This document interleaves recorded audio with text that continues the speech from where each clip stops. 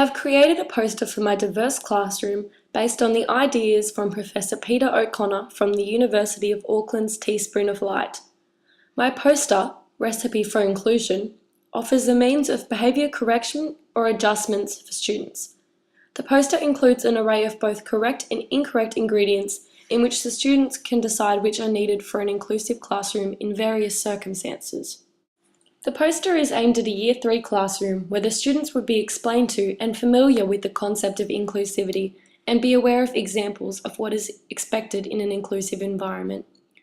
At first, I would come to class with a list of things I wanted the students to come up with, and then, as a class, let them decide the correct and incorrect ingredients to have on that list.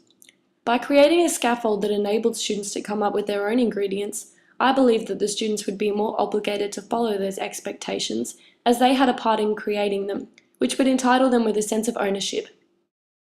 An example of the kind of explanations to the ingredients can be seen in the simple ingredient celebrating differences.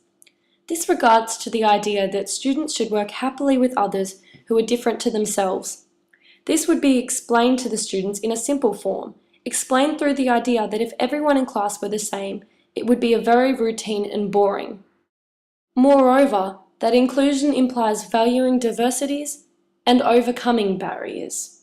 Cameron, 2014, offers that educating students with disabilities alongside their peers without disabilities has become the norm. Pugliano and Gillies, 2009, suggests that diverse students profit from explicit instruction, repetition, and supervised practice. Further, that a student with a cognitive impairment will remember 1 or 2 instructions at a time, so it is beneficial for the teacher to provide generous, pertinent memory aids and tangible learning scaffolds. For this reason, I have chosen to create a poster that fosters student-centered and created, non-confronting expectations that can be helpful for students with diverse needs through their student-friendly, simple design that students can look to as a repetitive reminder of what is expected of them. Scholes and Carpenter, 1995, present 3 components of social inclusion. First are the affective components, which regard to the way peers or teachers feel about or perceive mainstreamed students. Second is the cognitive component, which concerns understanding the individual differences of students and disability in general. And third is behavioural, which covers the verbal, non-verbal, and physical actions of students towards their peers. The role of the teacher's verbal and non-verbal and physical actions are also important, as the teacher acts as a role model.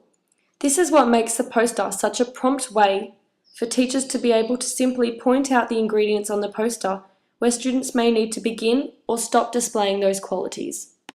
Angus et al. 2009 corroborate this point, suggesting the importance of students being capable of collaborating constructively with other students and working without disrupting others. The poster is an effective way for students to be corrected to making the right choices, with its ability for them to choose the correct choices in a way which they are not being pointed out and not interrupting any other student's learning. A further validation has been made by Babke, 2006, who suggests that students with additional needs may require support in which they will benefit from teachers modelling positive rather than confrontational behaviour. Moreover, the Recipe for Inclusion poster is a non-confronting, safe and positive way for students to see, create and abide by a sort of student-centred and friendly behavioural correctional list. The rights of diverse learners are protected under several laws that look particularly at age, race, sex, human rights and disability. The Commonwealth Age Discrimination Act 2004 aims to ensure that all Australians are given the same opportunities irrespective of age. Racial discrimination regards that all Australians should be treated equally irrespective of age, national or ethnic origin, descent, colour or immigration status. Sexual discrimination, passed in 1984, states that students are entitled to an education that is free from discrimination of sex, unless of course it is a single-sex school. Human rights was established in 1981 by the Australian Government Human Rights Commission to handle discrimination complaints. And lastly, Disability discrimination states that students with disabilities are entitled to the same educational opportunities as all other students. And under the Commonwealth Disability Discrimination Act 1992, it is illegal for an education authority to discriminate against a child based on disability. In this context, disability refers to cognitive, psychiatric, neurological, physical, and sensory difficulties. On a more ethnic level, the Melbourne Declaration on Education Goals for Young Australians, 2008, presents two main goals. First is that Australian schooling promotes equity and excellence, and second is that all Australians become successful learners, confident and creative individuals, as well as active and informed citizens.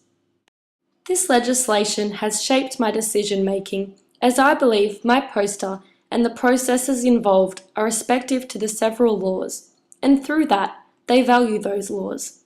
For example, this poster values all students regardless of race, age, sex, and disability, and offers a way for all students to be involved, valuing the diverse learner.